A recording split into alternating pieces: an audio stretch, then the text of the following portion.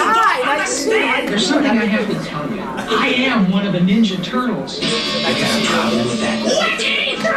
This is me. Who did the work? I'm Yakko. I can't believe this is happening. Time out. This is too bizarre. Time in. I think we have a difference of opinion here. Let the hostilities begin. Hello, DC.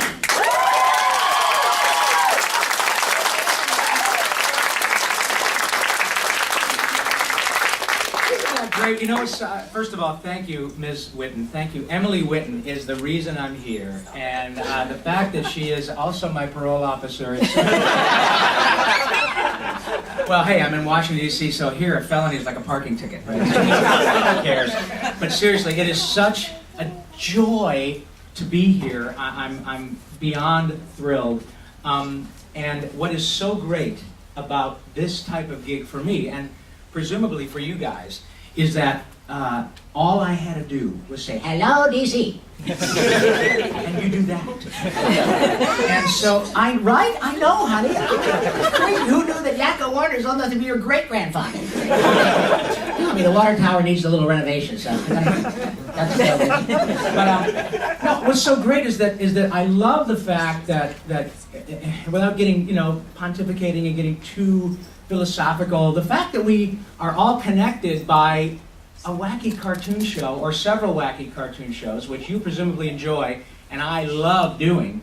How cool is that? I think that just speaks so highly of not only the art form and the medium in general, but the fact that because of this new media and the fact that everything is so immediate, that you guys come out here and I come out here and we're all we don't know each other, but we really kind of know each other. And I just love it. So what I'm going to do is not bore you too much. I've done a lot of these, and what I really have found is that people love Q&A. They love to be able to ask questions, right? And they love to hear the funny voices. I know, look, she's going to love this. How do you know that, dear? Well, it must be your mummy, which is good. That's all right. That's very lovely. Sometimes people just really dig the funny... What's the matter with you? Why are you laughing at me? It's great. This poor gentleman, I have to... he was very condescending. Dude, I hope you like cartoons, because it's good. We're used to hearing people talk, heads of state, some guy from, the Prime Minister of Macedonia. And no, it's going to be Yakko and Pinky and Carl Weasley. But anyway, what I'll do is I'll just give you kind of an overview of what I do. I know we have Ken, my friend Ken, and other folks here that I've had the good fortune of meeting, my friend Kathy, people whom I've already had a chance to meet on more than one occasion. And many of you are actors. Many of you are...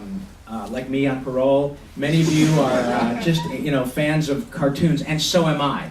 And that is what is also one of the really cool things about doing this, is that I love your turtle shirt, by the way, kiddo. That is so great. I'm two turtles now, And what is really incredible is to have been a turtle 27 years ago. I think we started doing the first batch. Bless your heart. Yeah, I know. And now, trust me, I mean, I haven't been close to teenage-ish for quite a while. And that's another thing, is that luckily purple goes great. I'm Donatello now, so purple goes great with gray, silver. Anyway, I know that there are a number of you who are performers and actors and have questions and that type of thing, so I'd love to get to that. Let me just give you a bit of an overview of a little bit more about who I am and how I got to be here. And is that okay if we just kind of do a lot of Q&A? Yeah. Okay, because I don't want, we don't have an infinite amount of time, and I want you guys to be able to ask questions. And also what happens is often if you ask questions, it stimulates some sort of other story about some other wacky cartoon guy, and it really beats the heck out of working, So I hailed from, actually I have the dubious distinction of being born in Detroit and raised in Flint. Both cities are, of course, in receivership. So I tell my friends in Los Angeles the only thing that I have in common with Detroit and Flint is that I was born in Detroit, lived in Flint, and then I left. So they better hope that I don't leave LA. Pretty arrogant of myself, give myself that much credit, but it's, c'est la vie.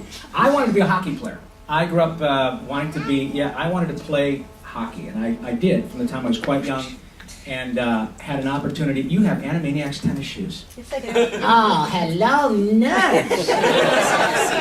Maybe a couple of bucks for me. So I really wanted to be a hockey player, and I was a pretty good hockey player until I got to college, and I had an opportunity to play in college, and I was not good enough to just get a scholarship. It was like, look, you're pretty good if you can make the team. We'll talk about a scholarship. I thought, all right, I'm pretty good. I'll go out there, and within 10 minutes, there was some kid, this was at the University of Wisconsin, some kid from Manitoba hit me so hard, completely legally, that I had to unzip my pants to brush my teeth, right? It was just really clobbered me. And I thought, okay, I have no business going any farther as a hockey player. And, I'm having a twice broken nose, which sometimes looks like a sundial if I lay the right way, as a result of my affinity for hockey. I just thought, okay, that's not going to happen. I have neither the talent nor the temperament to make a dime as a professional hockey player. So because I am such a logical person, and I thought I'll fall back on acting. Why not? Can't be a hockey player. Let's be an actor. If I can't get to the University of Wisconsin, I'm not going to MIT, right? So that really was the start of my desperate desire to perform. And I know, as I said, we've got some actors in here. And I think, like anything else, one of the things that the common threads when I talk to folks in circumstances like this is that I was driven initially, and still am, by the passion to do the gig. You know what I'm talking about, right, Ken? Yeah. It's something that it's almost chemical. I can't not do it. And I've found as I've gotten older that seems to be a common thread in every successful person. I don't know if it's whether it's money or not. I'm talking about maybe what makes you feel good about your gig.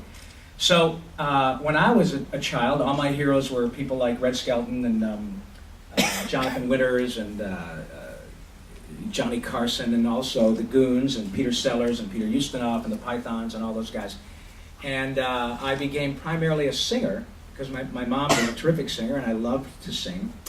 And I would start working on dialects, things like that. But I didn't really fancy myself a voice actor because remember, in those days, it was ABC, CBS, and NBC on Saturday morning. There was no cartoon network. Can you believe that? I know. This guy's going, what? Wait a minute. What about Nickelodeon? No. Dude, what did you do? What about Adult Swim? You step outside for a minute.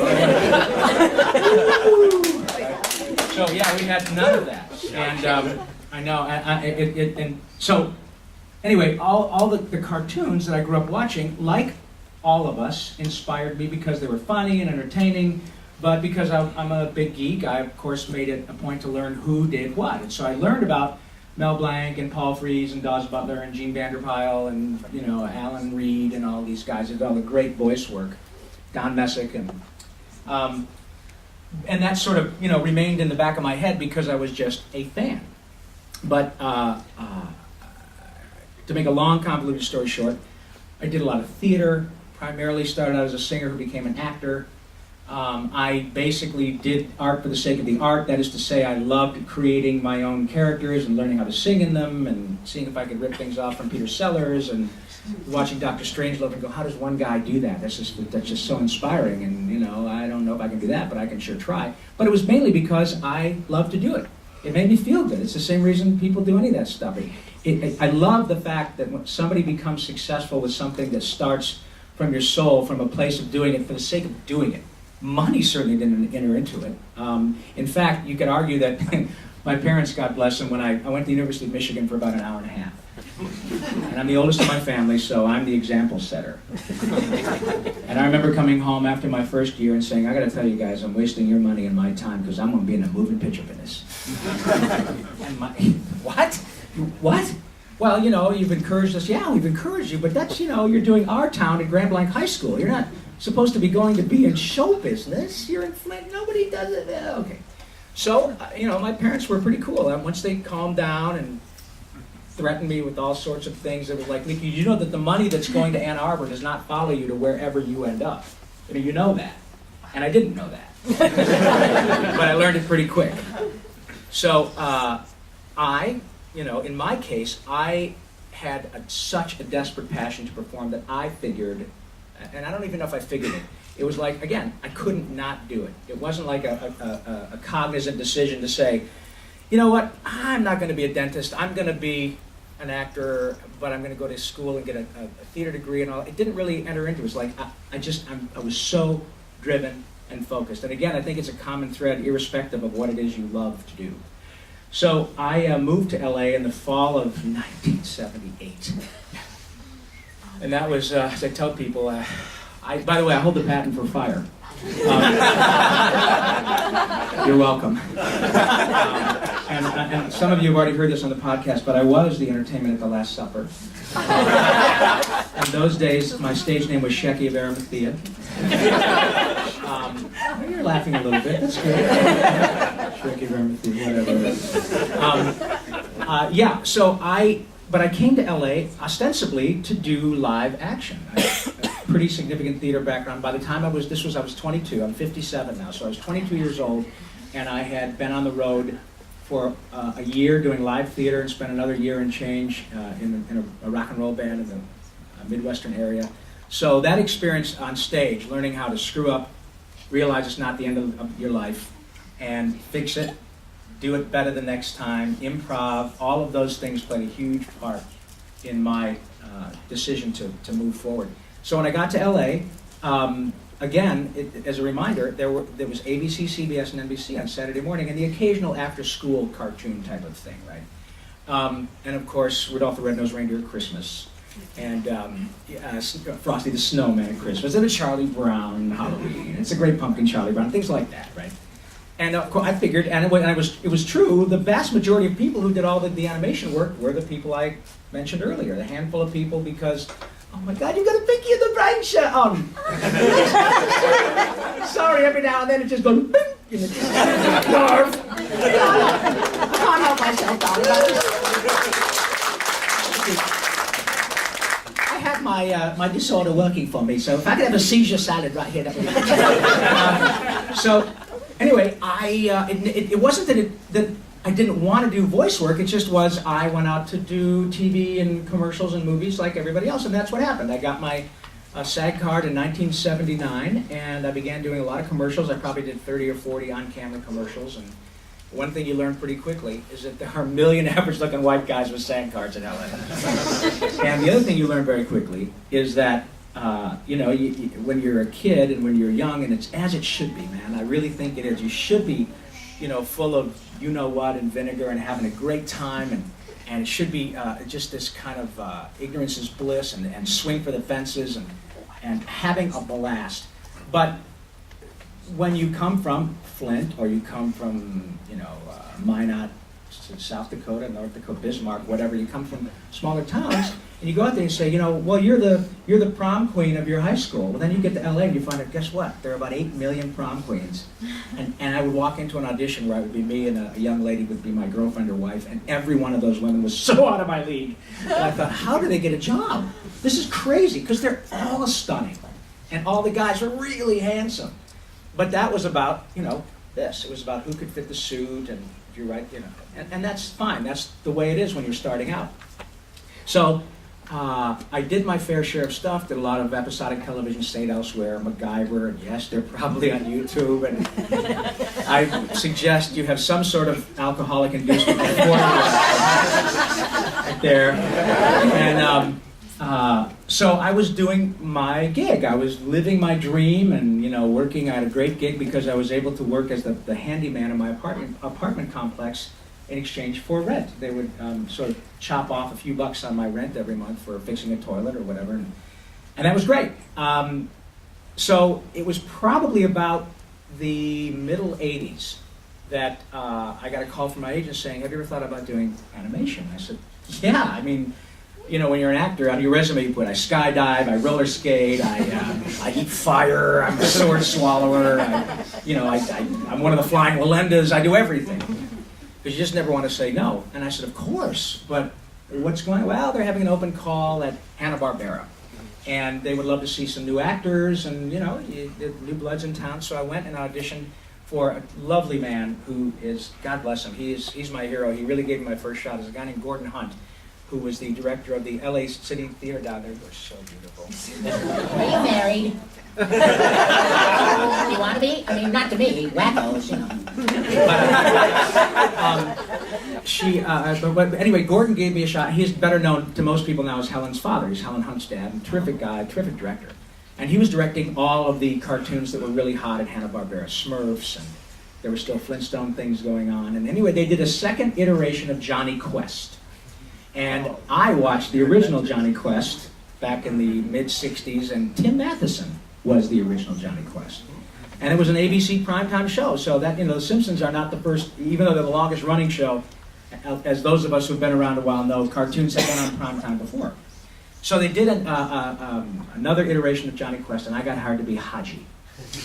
And, so, here's this goofy kid from Flint, Michigan, ex-hockey player, couple of broken noses, and walks in and goes, "Careful, Reese, it's a pterodactyl."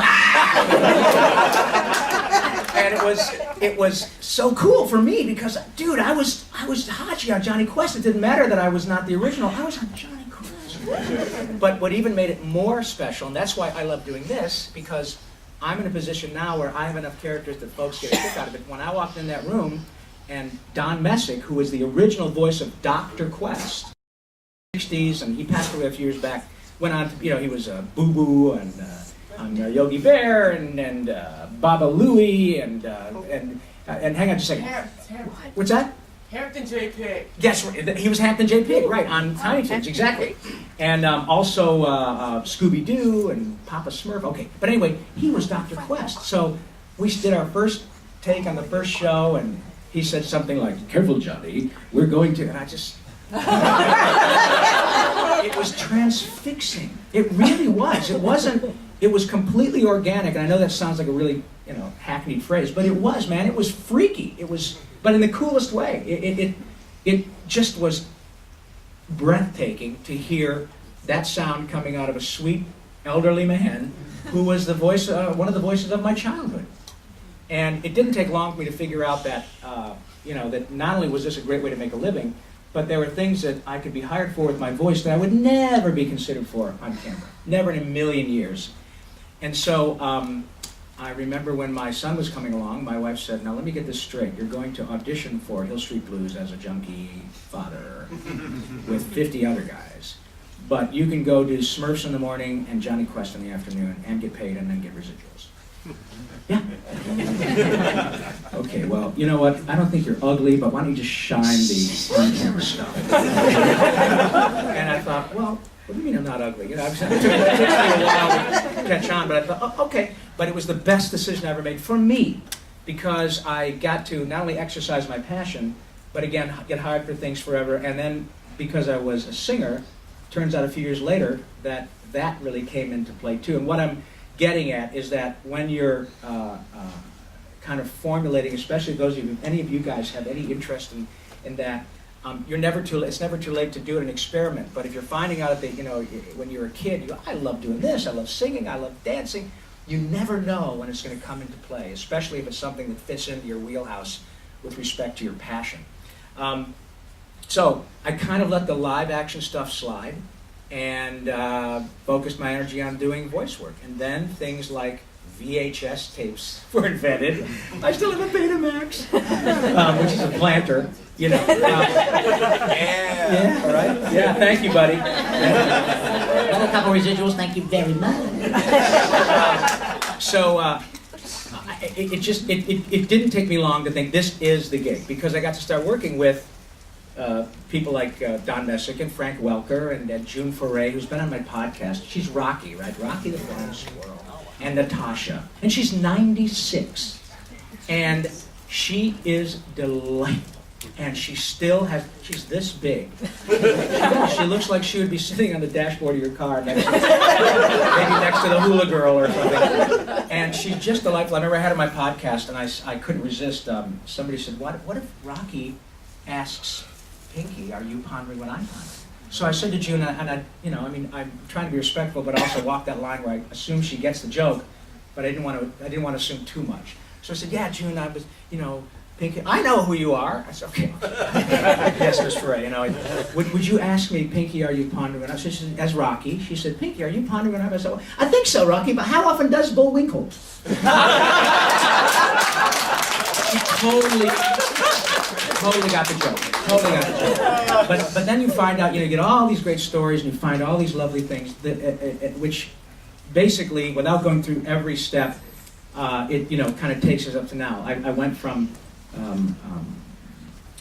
Johnny Quest. The first big one was Ninja Turtles. Nobody knew, nobody. Maybe even Kevin Eastman and Peter Laird. They're the ones that knew all the ethos and the mythology that they created with money that they were loaned by their grandparents. How cool is that?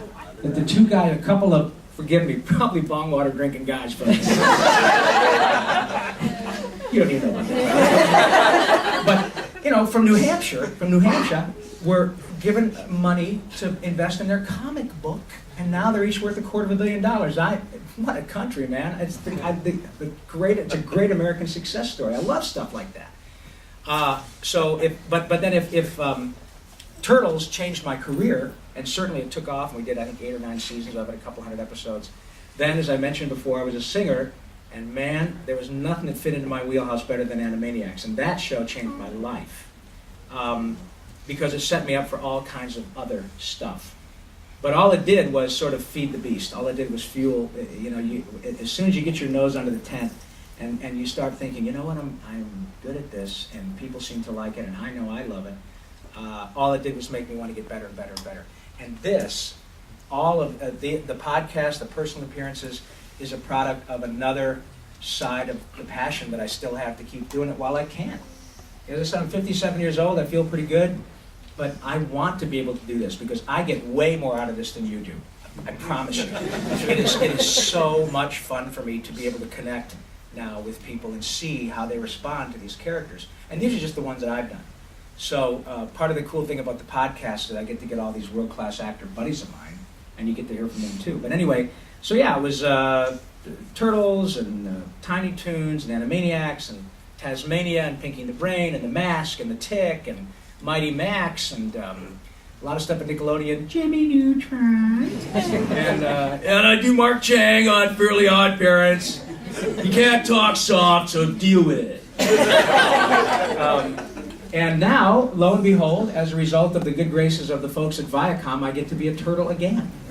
As a fact, isn't that something? In fact, my son was working on another Butch Hartman show at Nickelodeon called Tough Puppy for a while. Yeah. Thank you. And he got an interoffice memo, and I was there working on some other show, and he got an interoffice memo and sent me a text at work one day, and he said, I just got this, you're going to be on Turtles again? And I said, yeah, how about that? He said, Dad, you're going to be the answer to a Jeopardy question. I said, I figure, I feel if I live long enough, I can knock out all 4 of my guys. If I live 50 more years, I can do all 4 Turtles. But it is an incredible ride, man. It's just absolutely astonishing to be able to do this. And the one thing that I keep going back to is the passion. I know that the older I get, I swear to you, the passion doesn't dissipate. Maybe sometimes people's passions change, whether they may have had to do something for a living that paid the bills, got their kids through college, and they say, now I'm going to garden, or now I'm going to get my handicap to 1. I'm just really into something else.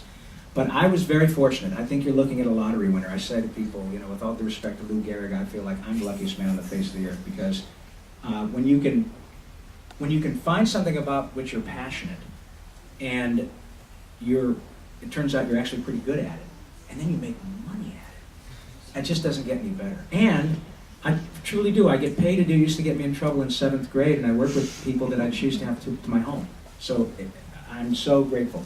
And by extension, I kind of feel the same thing here because all of you have I've sort of been in your homes for 30 years. And And by the way, I got to tell you that your restaurant really needs some attention. But no, I mean it really is. It's cool that we have that common thread, and I'm so incredibly grateful for it. You know, if you see that I'm excited, it's not manufactured. It's really genuine. I love doing this. I would love to. Let's see. Okay, we still got. I think we got about. We good for what, 9? Yeah. Okay. Great. Because I've chatted, as you can tell, I have no problem doing that. But that kind of catches you up to where I am and how I kind of got here in my background. And please ask as many questions as you like, because that's what I want to do. So why don't we start doing that? Anybody got a question? Oh, yes, sir. So, you've been doing this for a long time. Like, just to say thanks. I'm going to school for animation now, and you've been a part of my life since I was a kid. This is early '80s. So now I'm going to be an animator, hopefully next year. So thank you for that. Thank you, and hire me.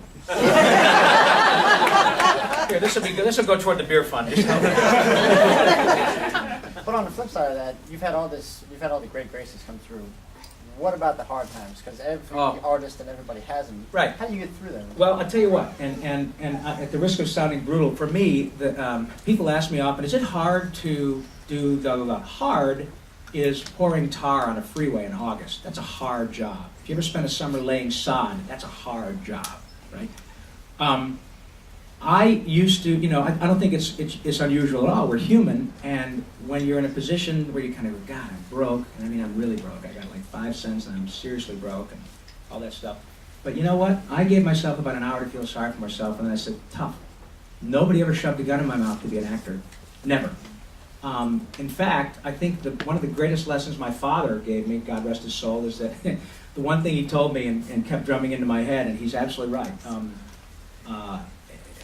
was that if you want to follow your passion, I'm all for it, because I'm the product, I'm a second-generation American. All my grandparents came through Ellis Island. And his point was, look, man, the opportunity it's here, it's everywhere. If you want to go do that, it's not what I would do, but hey, it's what your grandparents did. So you go follow your dream, but nobody owes you a living. Nobody owes you a dime. If you want to make that choice, good for you. So in the greatest tradition of sort of American individualism, you sink or swim on your own merits. But especially with show business, it's not too different from being a professional athlete. Really, it's like the odds are pretty astronomical. But that doesn't, you probably didn't become an animator thinking about the odds. You dig drawing pictures. And right, and it's like you would do it anyway. And even if somebody said, you know what, nobody can get paid doing this, you're going to have to do something else, you'd probably still draw because you love to draw. It's fun. It's your thing, right? Right, it's your gig. And if you can find that and what you're put on the earth to do, then getting through the tough times, to me, was a little easier because I knew that I was there, I chose to be there. I packed my little Honda and drove to LA. I quit school. I did my thing. And trust me, I'm not suggesting people quit school.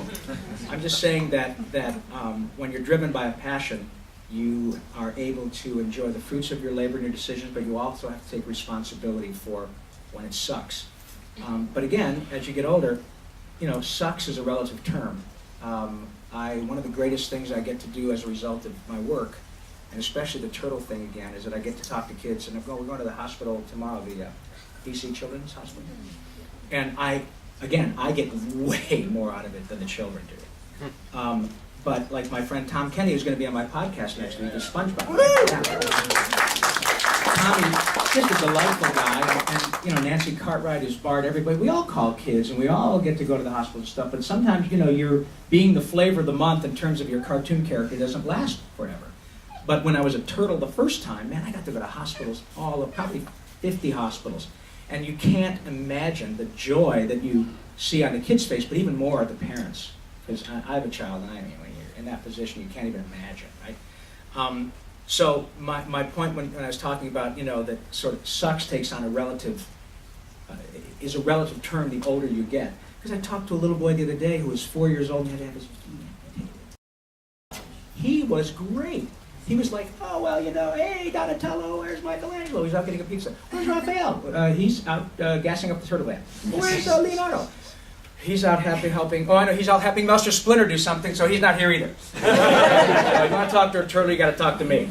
But the point was, his mother was, you know, it prioritizes things like that. And I'm not saying it to drag it down. I'm just saying that if you're lucky enough to have something you love to do, then you sink or swim on your own thing. And that's really kind of a gift when you're able to do something that you would choose to do. And especially as I get older, I was telling these folks a bit earlier, is, man, when you get to be my age and you can get up in the morning and go, I can't wait to get to work, that's a huge gift. And not everybody has that. And if things slow down, you need to make money, then you just got to get a job. I did plenty of them. But the one thing that helped me a lot was knowing that I was doing exactly what I wanted to do. Yes, sir. All right. Joey, right? Yes. Okay, Joey. Thank you. You're welcome. Rob, loved your stuff forever. Love it from Yakko to Bravo Man, which I'm Thank you very greatly much. enjoying. Everybody watch Bravo Man. I'm sure you all have. Take care of you right now, too, All right. But seriously, Mayor Joey. one of your more obscure projects I enjoyed when I was about 10. Coconut Fred's Fruit Salad Island. Well, that was you the only one. I know. If you hated it, was at least the paycheck good? Yes, You know, I did. sorry. Well, I did. You know what? I didn't. I never hate it. Nobody ever starts out to make a bad project. I mean, it's too hard to make a movie or a TV show to just say, I'm going to take $2 million and just screw it. I'm just going to make a lousy project. I mean, Coconut Fred was clearly Warner Brothers Very attempt SpongeBob. at SpongeBob, Coconut Fred. And so I knew that right away. The interesting thing about that show was that when I got hired to do it, I walked into the recording studio at Warner Brothers and I said, you know, where is everybody? Who else is on the show? Because you always expect to see your friends. And they said, well, you're actually the only guy here on the show in this country. And I said, what are you talking about? Well, the rest of the cast is in Vancouver. And I said, well, that was my first experience in working on a co-production because the Canadian government gives producers from LA huge tax incentives. And at that time, the American dollar was considerably weaker, maybe about 15 cents on the dollar, a little bit weaker. So they would go up there and get a 20-30% tax break. And they're American, you know. And Is that why we have all the Canadian imports nowadays? well, yeah, that's a big part of it. And there's also a lot of work that goes on up there. Vancouver and Toronto primarily. But a lot of those guys now, David Kay, Tara Strong, Jennifer Hale, they all have come to LA. I mean, they know, you know, that's where if they want to work for Disney or Warner Brothers or Nickelodeon or Cartoon Network, they have to be down there. But yeah, Coconut Fred was a delightful thing. All the checks cleared, thank you, Joe. And again, it's pretty tough to really. I like the concept. Yeah, it's, you know, and it looked cool and it was really fun. It's tough to denigrate any job because they're so tough to get. That's the thing. Well, you know, it's when you get the gig, that's the joy. You're actually getting paid to do what you came out to do. The hard part is getting the gig. So you kind of figure that you get paid to audition. You get paid to be rejected. When you're working, you'd be doing that for free. It just so happens they give you a check. Yes, ma'am. So I know, like, a lot of your work, even though it's obviously enjoyed by all ages, it's definitely like family friendly or tends to be for kids. But then I've also enjoyed your work in the other end of the spectrum because, like, I was watching The Haunted World of El Super Beast. Oh, and Rob I Zombie. heard your voice coming out. Yeah, or Boondocks. Oh yeah, Yeah. and the Boondocks. Yeah, another great one. Yeah. And I was just wondering if, like, you know, because so much of your work is like on one end of the spectrum, you know, the family spectrum, is it kind of strange when you have a project that's a bit like just for adults or very That's a extremely great. for What adults? is your name, sweetie? Sonora. What a pretty name, Sonora. Thank you. That's a great question, Sonora. And well, yes and no. I mean, when I didn't have a child, who's now a grown man, I really didn't. It wasn't like I was looking to do things that would be shocking. I wanted to work, and I love doing good work, and I think that I'm always trying to get better. I don't want to rest. I've got an Emmy and I've got these Annies. All that's great, and I'm not going to give them up. But the Emmy and $4 will get you a latte. You know, if I had won my Emmy for being on Frasier, we'd be having this meeting on my G5. Because the money would be astonishing. It doesn't work that way in voiceover. That's fine. I'm fine with that because I get to hang with you guys here. But the fact is that I'm always trying to get better. And the reason I mentioned Boondocks in particular was because I remember that when they hired me, the folks, Boondocks, for those of you who don't know, is a great comic strip written by Aaron Magruder, who's an African-American gentleman, very talented guy. And they hired me the first time to be this really outrageous, racist, nasty dude. That is not the cut of my jib. In fact, my son is engaged to a woman from Nigeria. And when they, in the show, they really wanted me to just yell the N-word over and over and over again. That was so difficult for me, to the extent that the producers, all of whom are African American, and I gotta tell you, growing up in Detroit and having been there during the 1967 riots and having not been raised that way, was very difficult for Rob. It was something that I had a problem with. The producers didn't. They hired me because they thought I was a good actor. And they wanted me to be a sort of, southern feller from down yonder and start yelling that nasty word and doing all that stuff. Man, it was bad. And it was very hard for me. And so they finally said, dude, we're not going to hurt you. Go for it. And I did. It worked out fine. But I have to tell you, even talking about it is difficult for me because I'm just not that way.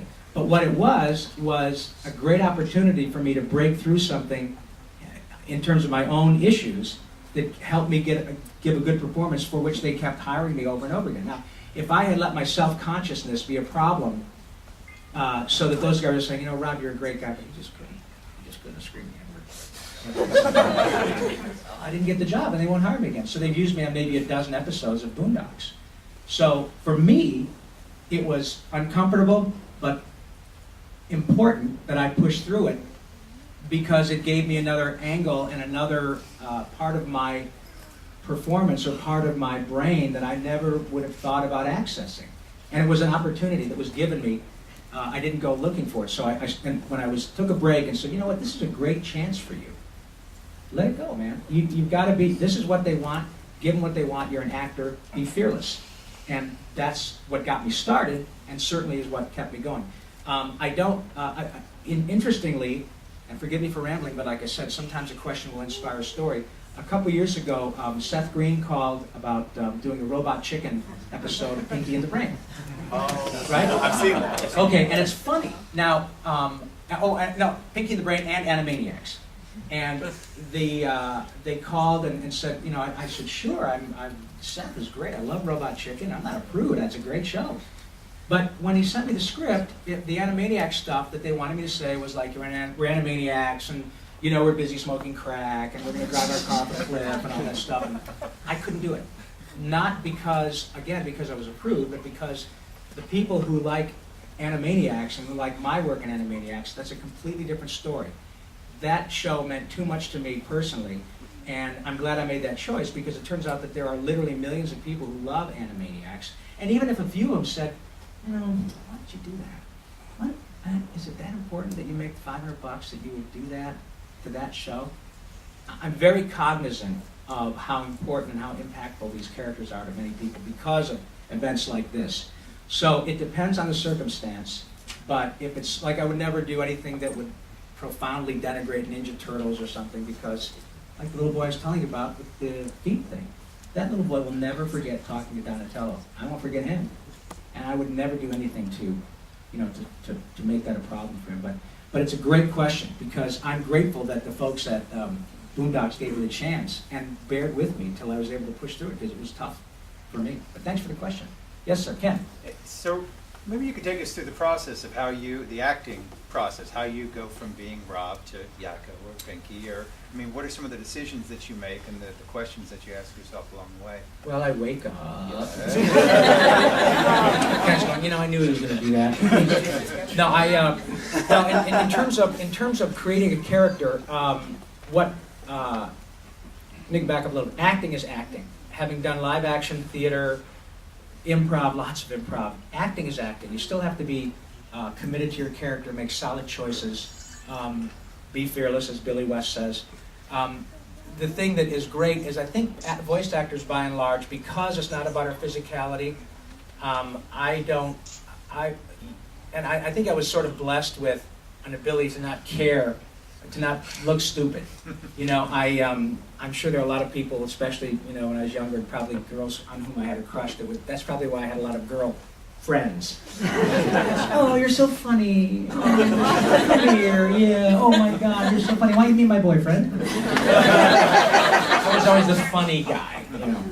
But I also loved to laugh, and I would make myself laugh. And often I found at a pretty early age, if I could laugh at me or something I was creating, other people would too. And of course, that's when then you're pouring gas on the fire. Because if any of you are actors, you know, as soon as you get a little hook into somebody and they respond, whether it's your aunt and uncle, your mom and dad, and your friends, and it's like, oh, dude, great, you know, hey, watch, hey, the room looks wonderful from here.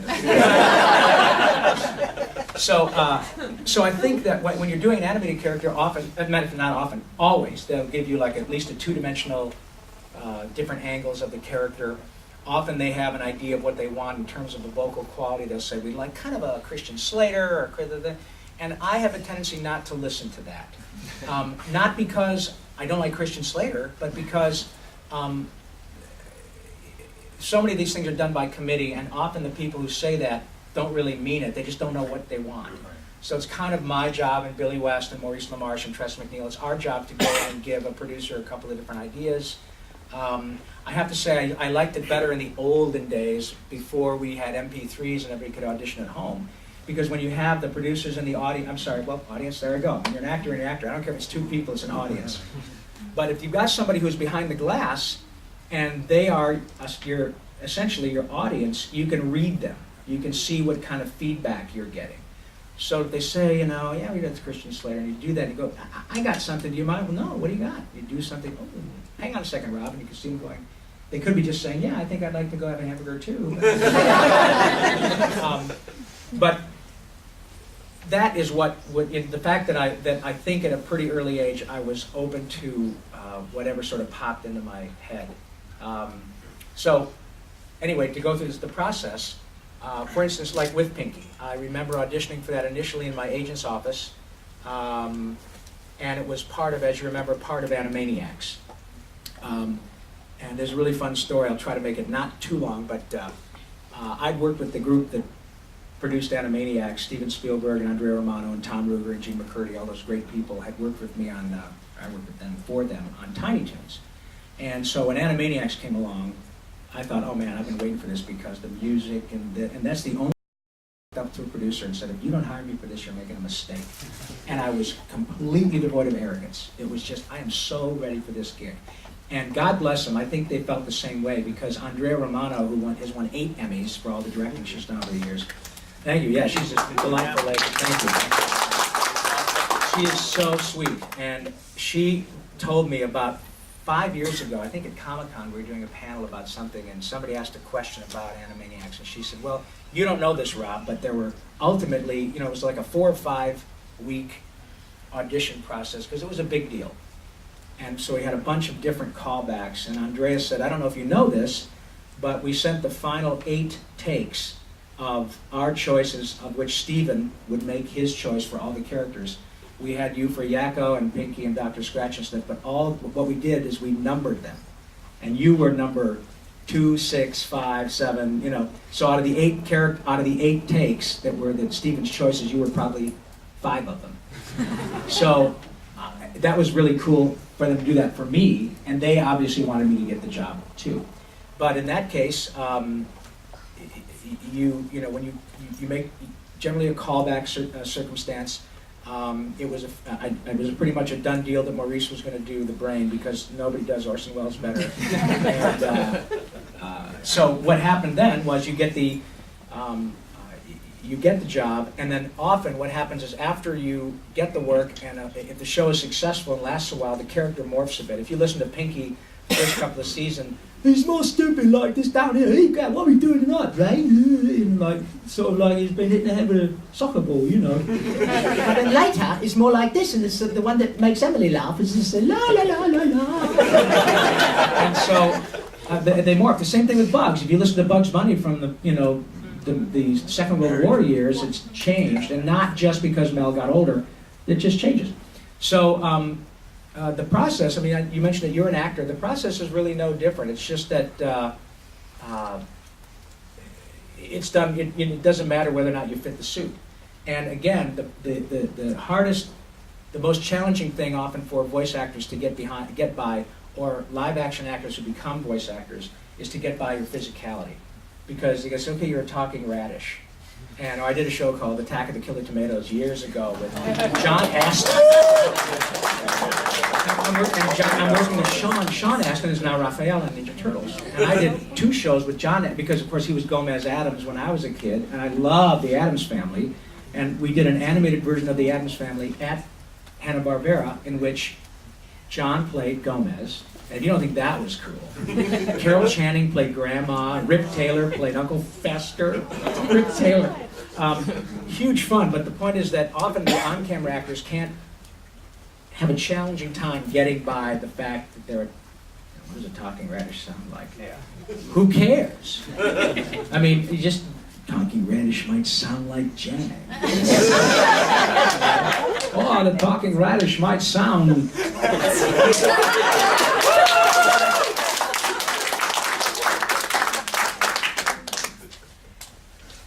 like,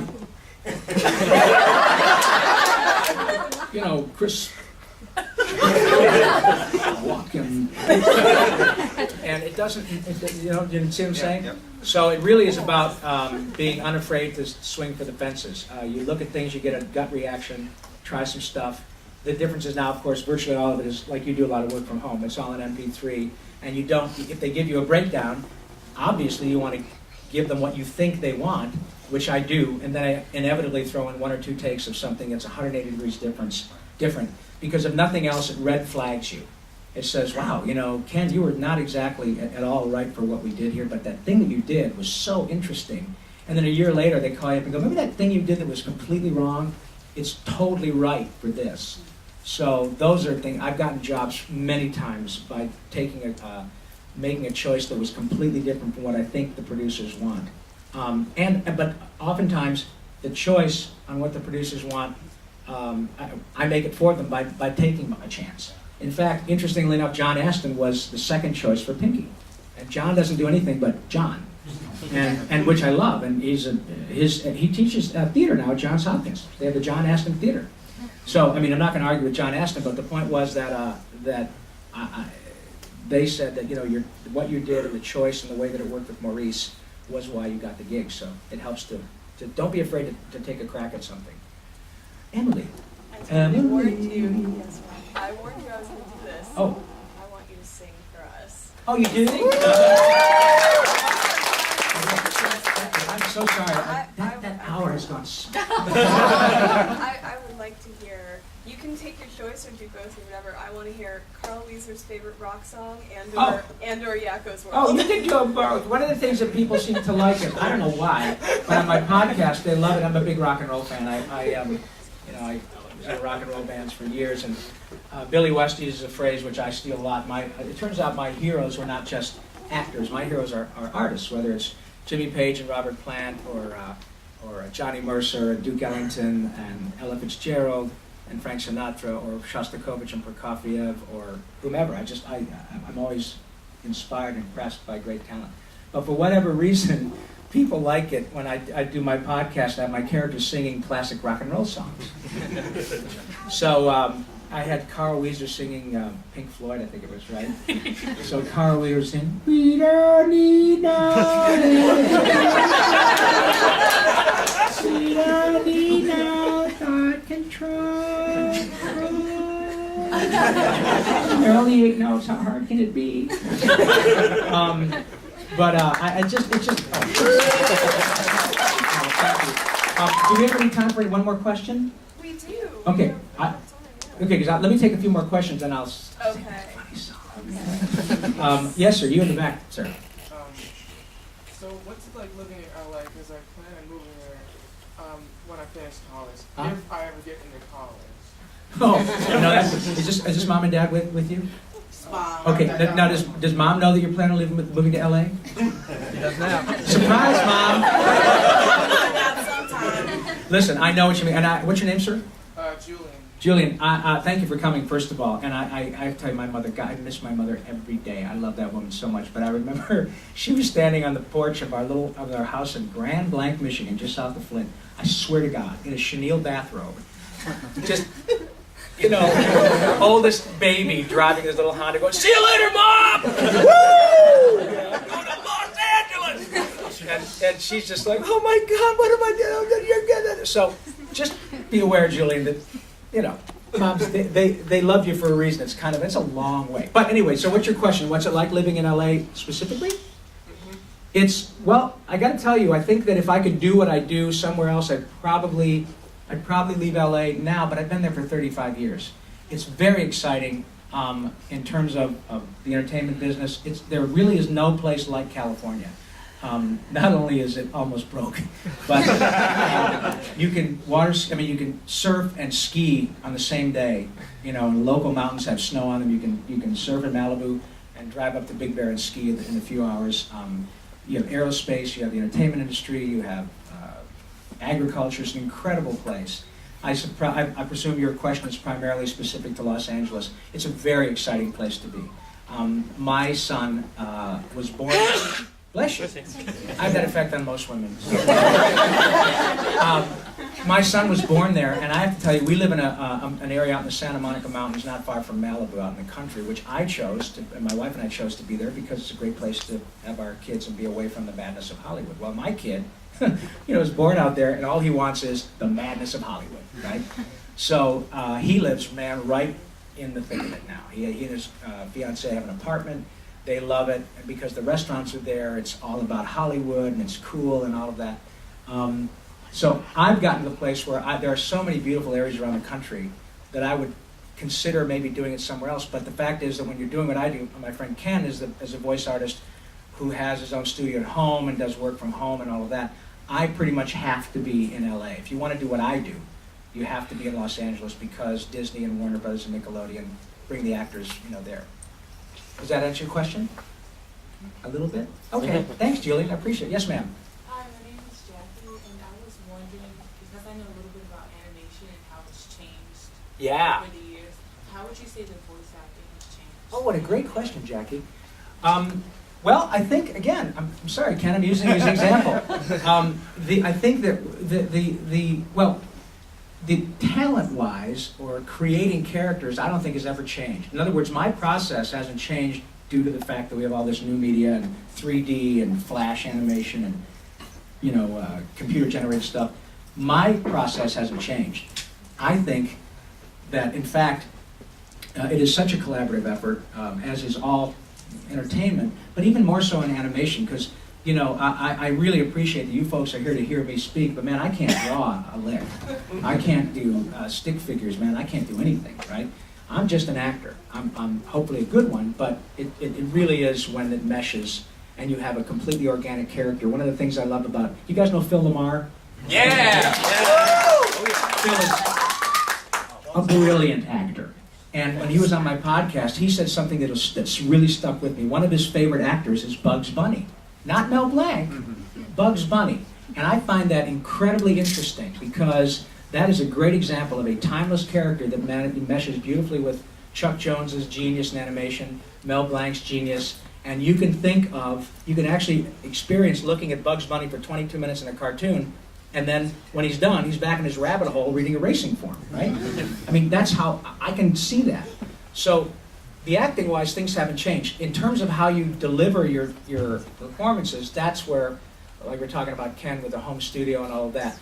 Still in all, though, my guest last night on my podcast was Tom Kane, who plays Yoda in Clone Wars and working all the time. He lives in Kansas, but the bulk of his work is promo and commercials, and then he comes to LA and does Star Wars stuff and all that. He doesn't really do much animation work from home.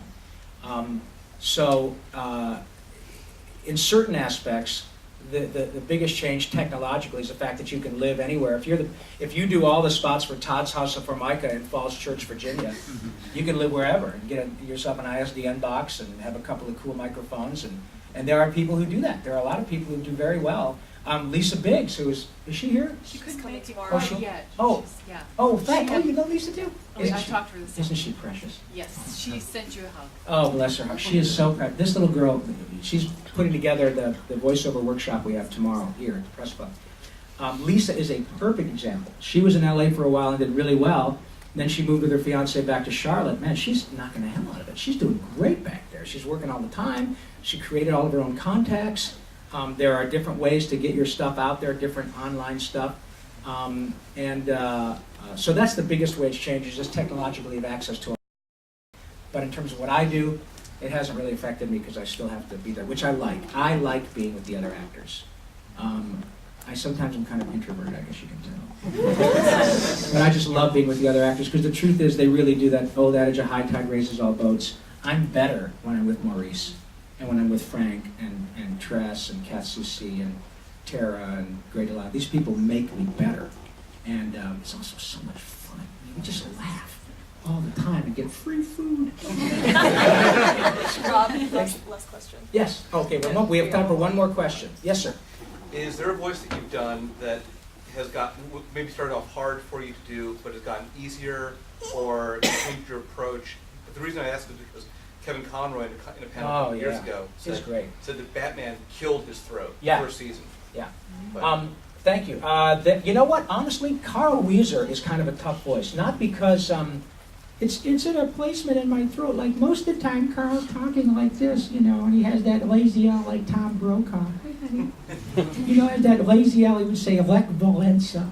But that was a choice. That was a choice because it has another dynamic and another sort of piece of a natural quality that folks can wrap their ears around. That one, if I have to do it for a couple of hours, if Carl's yelling and stuff, it's in a place in my throat where it definitely will wear me out. Fortunately, he's not strong enough to yell much. But I did one show years ago that never made it to air. We recorded, it was Tim Curry and myself and Julian Holloway, great actors. Well, I shouldn't say it. I include myself. They're great actors, especially Tim. God rest. I hope he's okay. He had a stroke a while back. I think he's doing okay, but what a talent, my goodness, and takes over the room with his incredible, just his presence, an amazing fellow. But we did, there's a series of comic books from England years ago called Dan Dare, Pilot of the Future. Have you heard of that? And they have a character on that called the Mekon, which is this disembodied brain, and I came up with a voice. They wanted to be English. I was the only non-English cast member, which I thought was a badge of honor. I thought that's pretty cool. They bought it. But it was this character where he was nothing but air coming through his voice. You know, you'll regret this, Dan Dare, as I live and breathe. And so I did that in the audition, and that was this is a great thing. And I'll make it quick, I promise. Make sure that if you audition for something, you can pull it off if you get the gig. Because and like we said at the beginning of our conversation, well, it's been a one-way conversation, but at the beginning of the evening is we're actors and we want to, we get a real Jones out of pleasing people, and especially if they're people who can pay us. We want to be good, right?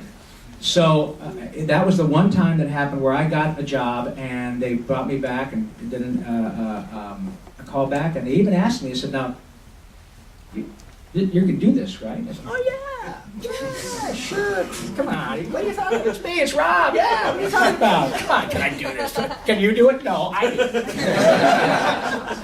And the truth was that we did it and recorded a few of them, and it was difficult for me to do this for a couple of hours. It would wear me out, and sometimes it doesn't work as well as others.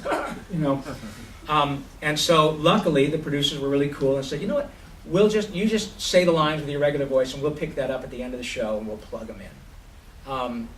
But that was one where that definitely took it out of me. And Welker's a great guy to ask that question too, because Frank does so many monsters and weird things. And sometimes when Frank does like Mufasa on Lion King, he would work for a day and then not work for a couple because he's going, or when he's the voice of Cujo in the movie Cujo. That's Frank, right?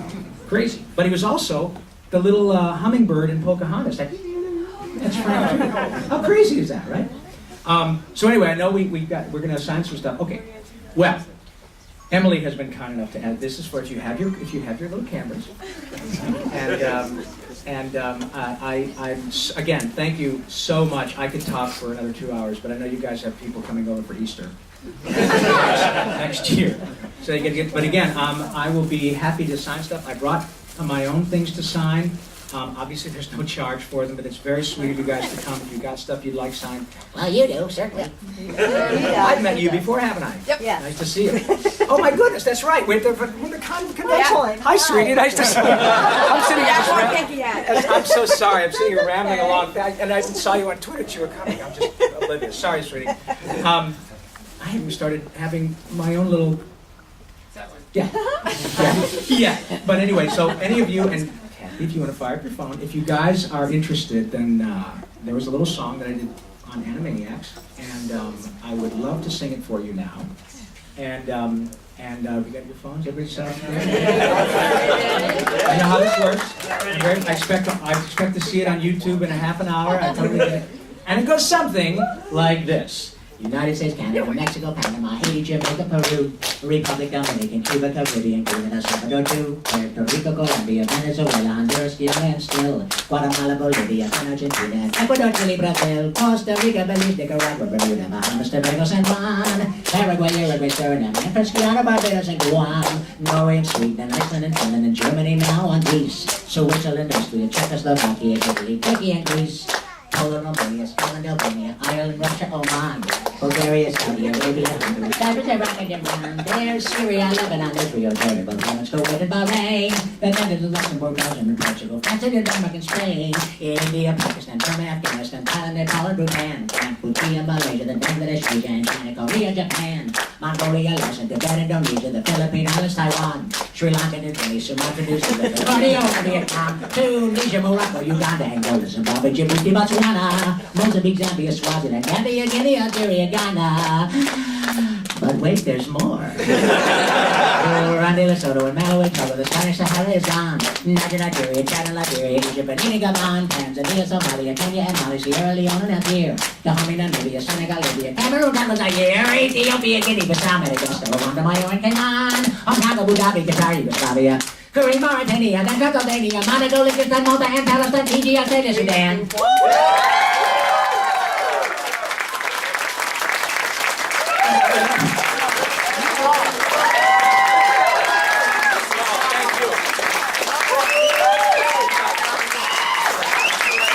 Thank you very much. You guys, honestly, I really, seriously, from the bottom of my heart, I so appreciate you guys coming out. It means so much to me, and even more than that, it means so much that you guys have paid attention for the last 25 or 30 years. And I hope we can do this again, but truly, it sounds trite because people say it all the time, but I get it, that you guys have chosen to watch this stuff. And thank you for literally allowing me and my friends into your home for a generation. I just can't tell you how much we appreciate it, and I'll wink at you next time we're on television. Anyway, thank you, and we're going to do a little thing, and then we're going to... I'm gonna steal this from you. Oh, okay. Thank you, Rob. Oh, honey.